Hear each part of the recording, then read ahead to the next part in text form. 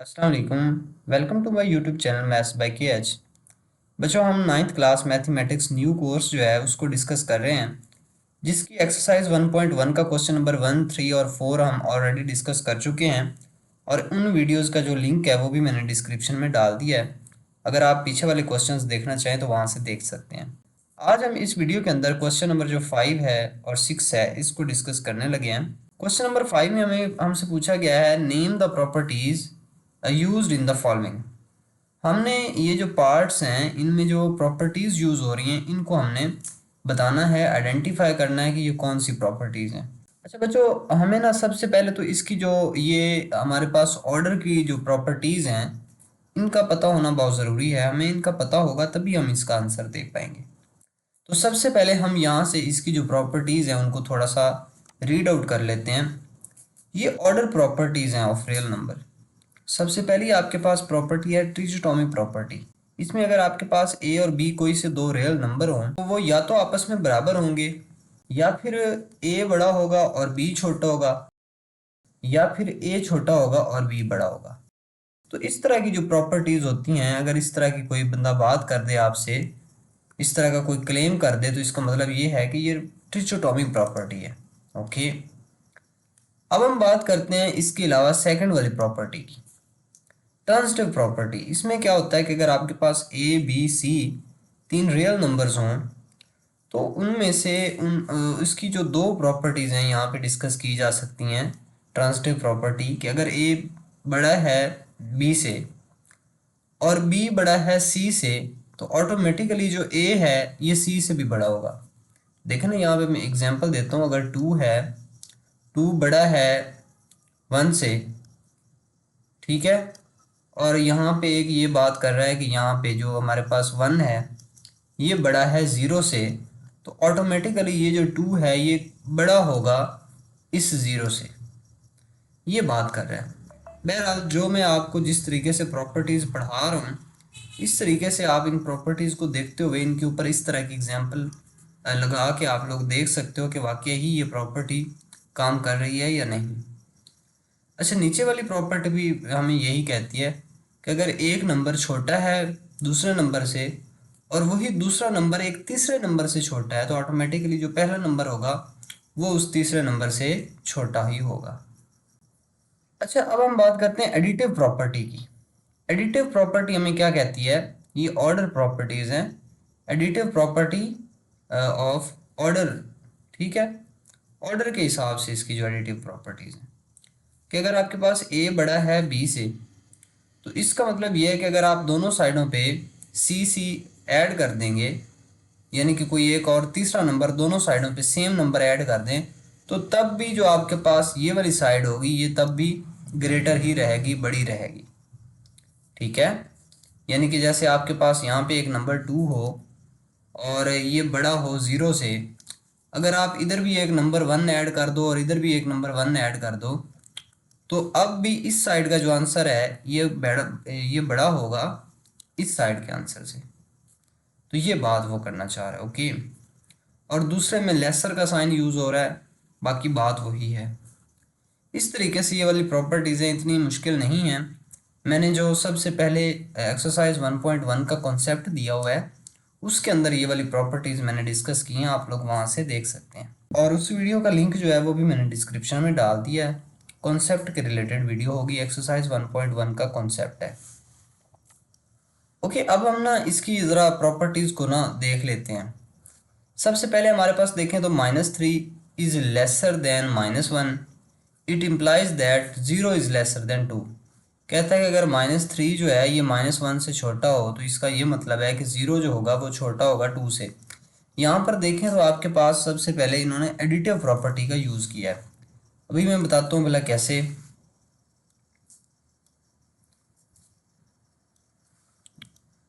बच्चों यहाँ पे देखें, अगर मैं ऐसे करूँ कि ये है हमारे पास -1 है और ये -3 है, तो -3 से उन्होंने क्या बनाया है? 0 बनाया हुआ है। यानी कि ये हमारे पास -3 और इसमें उन्होंने प्लस किया हुआ है 3, और ये लेसर देन है, इधर है हमारे पास -1 और इसमें इस बार उन्होंने प्लस किया हुआ है 3, यानी कि दोनों साइडों पे +3 +3 हुआ है, ठीक है। यानी कि जो सी नंबर हम बार बार बात कर रहे थे, तो ये सी दोनों साइडों पे ऐड हुआ है, और इसका मतलब ये है कि ये -3 जो है ये अब भी लेसर है ये -1 से, यानी कि ये वाली जो साइड है, ये वाली साइड ये लेसर है इस वाली साइड से। ये -1 + 3 करेंगे तो आंसर 2 आएगा, और -3 + 3 करेंगे तो आंसर 0। यानी कि बहरहाल बताने का मकसद ये है कि ये हमारे पास जो है एडिटिव प्रॉपर्टी ऑफ ऑर्डर है। ठीक है, तो इसको आप लोग जो है वहाँ से पीछे से प्रॉपर्टी के साथ मैच भी कर सकते हैं, तो आप लोगों को आसानी से इसकी समझ आ जाएगी। अच्छा, बहरहाल ये हमारे पास एडिटिव प्रॉपर्टी ऑफ ऑर्डर है।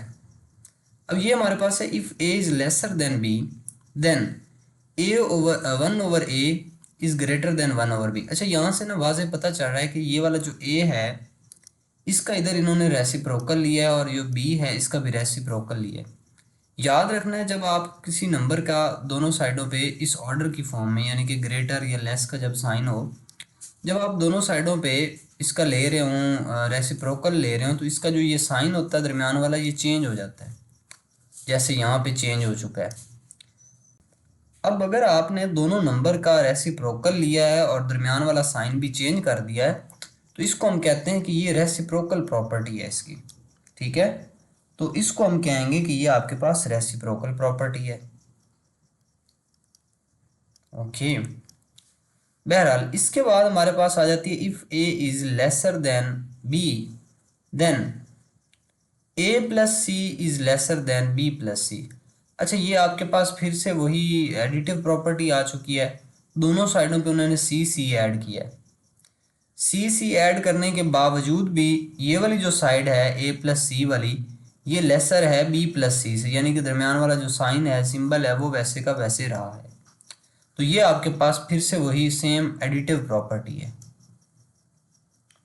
ओके, इसका पार्ट 4 देखते हैं। If A C is lesser than B C and C is greater than 0 then A is lesser than B. कहता है कि अगर आपके पास ए सी लेसर हो बी सी से, यानी कि ये आपके पास ए और सी दो नंबर हैं, उनका प्रोडक्ट लिया हुआ है, और इधर बी और सी दो नंबर हैं, इनका भी प्रोडक्ट लिया हुआ है, तो इस साइड का आंसर जिसका बड़ा है और इस साइड का आंसर छोटा है, तो वो कहता है सी इज़ ग्रेटर देन 0, जबकि सी जो है ना वो 0 से बड़ा है, यानी कि पॉजिटिव है। अगर सी पॉजिटिव है तो अब भी इस वाली साइड का जो आंसर होगा ये बड़ा रहेगा, क्योंकि इस सी से ये सी कैंसिल हो सकता है और ए इज़ लेसर देन बी आएगा, और यही बात इन्होंने इधर लिखी है। बहरहाल इसको हम कह सकते हैं कि ये आपके पास कैंसलेशन प्रॉपर्टी है, क्योंकि इसमें चीज़ें जो हैं वो कैंसिल होकर answer a is lesser than b दे रही हैं। ठीक है, तो इसमें हमने कौन सी प्रॉपर्टी यूज़ की है? Cancellation property. ओके, अच्छा, अब इसके बाद हमारे पास इसका पार्ट 5 है। If A C is lesser than B C and C is lesser than 0। ये 0 से छोटा है, यानी कि नेगेटिव है। जब 0 से छोटा होगा, कोई नेगेटिव नंबर होगा, तो तब आप अगर इसको दोनों साइडों पे कैंसिल करवाएंगे तो ये जो दरमियान वाला साइन है ना, ये चेंज हो जाता है। यानी कि ये पहले ए अगर लेसर है तो अब बी लेसर हो जाएगा, जैसे यहाँ पे इन्होंने किया भी है। यानी कि इन्होंने जो प्रॉपर्टी लिखी है ये ठीक लिखी हुई है। बहरहाल हमने ये तो नहीं बताना था कि ये ठीक है या नहीं है, ये भी हमारे पास कैंसिलेशन प्रॉपर्टी ही है। ठीक है, लेकिन ये कैंसिलेशन प्रॉपर्टी है अगर सी कोई नेगेटिव नंबर हो, और ये वाली कैंसिलेशन प्रॉपर्टी है अगर सी कोई पॉजिटिव नंबर हो। ठीक है, अच्छा,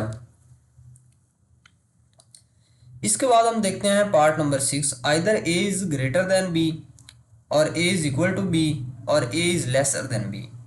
यानी कि या तो ए बी से बड़ा होगा, या फिर बराबर होगा, या फिर छोटा होगा।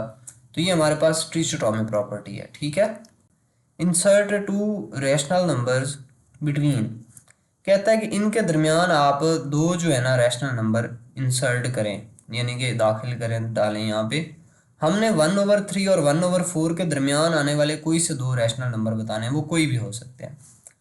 अच्छा बच्चों, इसके लिए यहाँ से हम अपना जो है रजिस्टर ओपन करते हैं। 1/3 और 1/4 के दरमियान हमने कोई से दो नंबर ढूंढने हैं।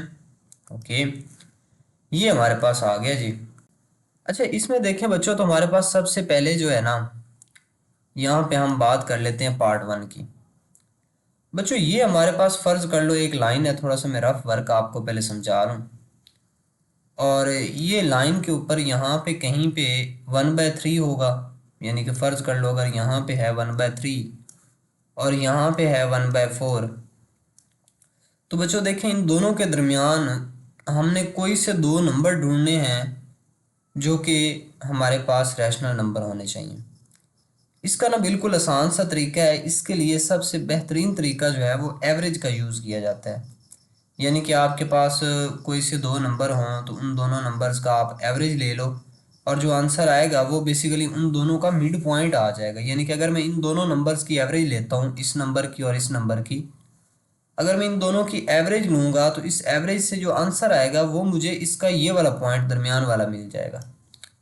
तो हमने भी यही तो फाइंड करना है कि इन दोनों रैशनल नंबर के दरमियान हमने कोई से दो उनको नंबर बताने हैं जो रैशनल हों। तो इसके दरमियान वाला एक नंबर तो हमें ये मिल जाएगा, ये भी रैशनल होगा, और एक और भी फिर हम ढूंढ लेंगे। देखना अभी कैसे। इसका यहाँ से जी सोल्यूशन स्टार्ट कर रहा हूँ। ओके, अब हमारे पास है 1/3 और 1/4, इन दोनों को हम करेंगे ऐड। अच्छा, अब एवरेज कैसे लेते होते हैं? बेसिकली आपके पास जिन भी नंबर्स की, जिन दो नंबर्स की या ज़्यादा नंबर्स की भी एवरेज ली जा सकती है। अगर आपके पास दो नंबर हैं तो आपने दोनों को ऐड करके दो पे डिवाइड करना है। अगर आपके पास टोटल 10 नंबर हों तो 10 को आपने ऐड कर देना है, 10 नंबर्स को, और फिर उसको 10 पे ही डिवाइड कर देना है। यानी कि जितने नंबर होंगे उतनी ही तादाद पे हम डिवाइड करते होते हैं। बहरहाल अभी हमारे पास ये 2 नंबर्स हैं तो इनको हमने 2 पे डिवाइड करना है। पहले हम इनको ऐड कर लेते हैं, जो आंसर आएगा उस आंसर को 2 पे डिवाइड कर देंगे। अच्छा बच्चों, ऐसे है, इसका हमें बल्ला आंसर क्या मिलने वाला है? इसका हम लेंगे एलसीएम। एलसीएम अगर लेना नहीं आता तो सीख नहीं, यहाँ पे 4 और 3 है तो 4 3 ज़र 12। अच्छा, ये हर बार मल्टीप्लाई करवा के आंसर नहीं आता एलसीएम का, इसके कुछ और भी मेथड्स होते हैं, बट हमें जब आगे ज़रूरत पड़ेगी तो तब मैं आपको समझाऊंगा।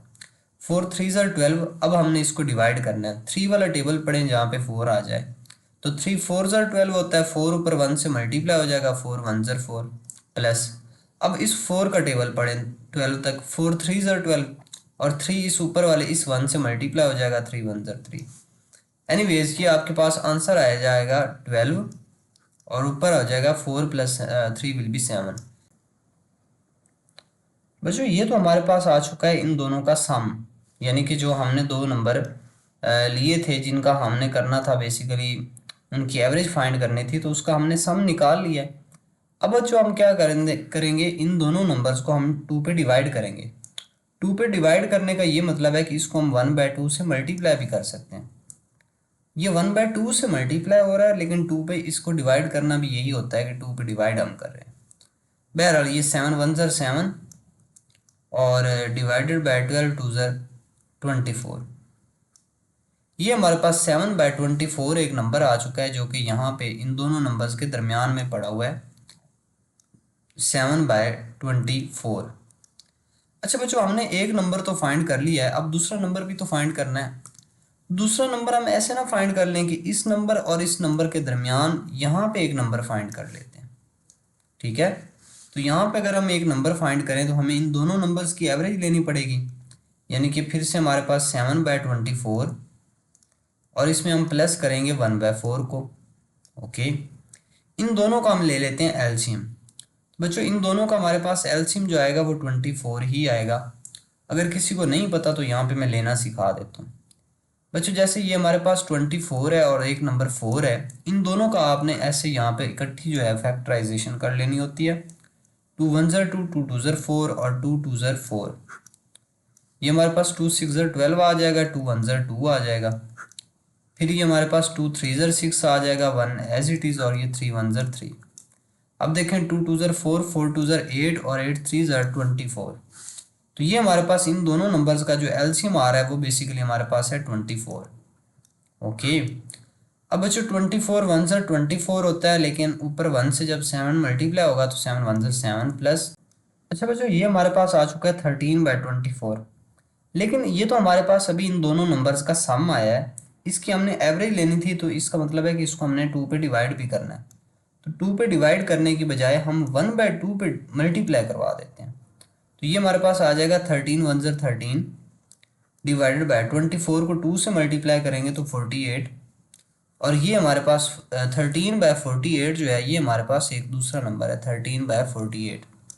बच्चों हमें कहा गया था कि आप 1/3 और 1/4 के दरमियान कोई से दो नंबर फाइंड करें जो कि रैशनल हो, और हमने यही तो किया है। हमने दो नंबर फाइंड किए हैं जो कि रैशनल भी हैं और 1/4 और 1/3 के दरमियान में हैं। अब बच्चों इसके बाद हम सेकंड पार्ट की बात करते हैं जो कि वेरी वेरी इंपॉर्टेंट है और इजी भी है। यहाँ पे देखिए हमारे पास 3 और 4 कोई दो नंबर हैं। इन दोनों नंबर्स के दरमियान में हमने कोई से रैशनल नंबर फाइंड करने हैं दो। तो इसकी भी हम एवरेज ले लेंगे। भला कैसे? 3+4 करेंगे और इसको हमने डिवाइड करना होता है 2 पे, तो इस बार हम यहीं पे डिवाइड कर सकते हैं 2 पे। ओके बच्चों ये देखें तो हमारे पास इसका जो आंसर आएगा वो बेसिकली 4+3 करूँगा तो 7/2। ओके एक तो हमारे पास नंबर ये आ चुका है जो कि 3 और 4 के दरमियान में होगा। इसको अगर आप नंबर लाइन पे यहाँ पे शो करना चाहें तो कर भी सकते हैं। ये हमारे पास एक नंबर है 3 और ये हमारे पास नंबर है 4। तो इन दोनों के दरमियान में जो नंबर है ये हमने निकाला है 7/2। अब हम इन दोनों के दरमियान में एक और नंबर फाइंड करते हैं 7/2 और 4 के दरमियान में। ओके तो ये हमारे पास है 7/2, इसमें हमने ऐड कर देना है 4। तो इसका हम एलसीएम लेंगे, यानी कि इसका बटा अपने से 1 करेंगे पहले। तो इसका एलसीएम लेते हैं तो 2 1 2 2 एलसीएम आ जाएगा। इसका ऊपर आंसर आएगा 7 + 2 4 8। बच्चों इसको सॉल्व करें तो 7 + 8 विल बी 15। 15 divided by 2। अब एवरेज लेने का ये मतलब है कि इसको हम 2 पे डिवाइड भी करेंगे, तो ये मल्टीप्लाई बाय 1/2 कर देते हैं। ये हमारे पास आ जाएगा 15 डिवाइडेड बाय 2 2 4। तो ये बच्चों हमारे पास एक दूसरा पॉइंट भी आ चुका है जो कि यहाँ पे करके है, और इसको हमने कहा ये हमारे पास है 15/4। ओके बच्चों तो हमने असल में काम ये करना था कि हमने इन दोनों नंबर्स के दरमियान में कोई से दो रैशनल नंबर फाइंड करने थे जो कि हमने फाइंड कर लिए हैं। इसके बाद इसका जो लास्ट पार्ट है हमारे पास क्वेश्चन नंबर 6 का, ये हम इसको सॉल्व कर लेते हैं। ये हमारे पास है 3/5 एंड 4/5। इन दोनों के दरमियान में हमने कोई से दो रैशनल नंबर फाइंड करने हैं। ये हमारे पास फ़र्ज़ कर लो कि है हमारे पास 3/5 और यहाँ पे हमारे पास है 4/5। अब हम इन दोनों नंबर्स के दरमियान में रैशनल नंबर जो हैं वो फाइंड करते हैं। इन दोनों नंबर्स की हम लेंगे एवरेज, यानी कि 3/5 प्लस इसमें करेंगे 4/5। ओके और इसका जो हमारे पास आंसर आएगा एलसीएम का वो 5 आया, और ये हमारे पास आ जाएगा 3 + 4 विच इज़ इक्वल टू 7/5। अच्छा बच्चों ये 7/5 आ चुका है और इसका हमने लेना, इसको अब हमने 2 पे डिवाइड भी करना है, यानी कि मल्टीप्लाई 1/2 कर देते हैं। और इसका हमारे पास ये जो आंसर आएगा ये इसे इसको ना अगले स्टेप में हम लिखेंगे। अगर यहाँ पे लिखेंगे तो ये गलत होगा। अब हम इसको 2 पे डिवाइड कर देते हैं, यानी कि 7/5 मल्टीप्लाई बाय 1/2। तो यहाँ से हमारे पास जो आंसर आएगा वो आएगा 7 1 7 एंड 5 2 10। तो 7/10। तो इसका मतलब है कि इन दोनों नंबर्स के दरमियान में बिल्कुल सेंटर में जो नंबर पड़ा है वो है 7/10। ओके अब हम इन दोनों नंबर्स के दरमियान में भी एक नंबर फाइंड कर सकते हैं, वो भी फाइंड कर लेते हैं। भला कैसे? ये हमारे पास एक नंबर है 7/10 और इसमें हम ऐड कर देते हैं 4/5 को। इन दोनों को जब ऐड करेंगे तो हमारे पास इसका एलसीएम लेना पड़ेगा हमें। इसका एलसीएम आ जाएगा 10। अब ये ऊपर बच जाएगा 7 + 5 2 10 होता है और 2 4 से मल्टीप्लाई हो जाएगा तो 2 4 8। अच्छा ये हमारे पास आंसर आ जाएगा 7 + 8 विल बी 15 डिवाइड बाय 10। इसको कैंसिल भी किया जा सकता है। भले कैसे? 5 3 15 एंड 5 2 10, 3/2। अच्छा ये जो 3/2 हमारे पास आया है इसको हमने 2 पे डिवाइड करना है। इसका मतलब है कि 3/2 इसको मल्टीप्लाई करवा देते हैं 1/2 से। 3 1 3 डिवाइड बाय 2 2 4 आ जाएगा। और ये हमारे पास एक और नंबर आ चुका है जो कि यहाँ पे पड़ा होगा, और इसको हमने कहा कि ये हमारे पास 3/4 है। अच्छा बच्चों हमने असल में काम क्या करना था? हमने काम ये करना था कि हमने जो हमारे पास ये दो नंबर थे 3/5 और 4/5, इन दोनों के दरमियान में कोई से दो रैशनल नंबर फाइंड करने थे, और हमने वो फाइंड कर लिए, एक ये वाला और एक ये।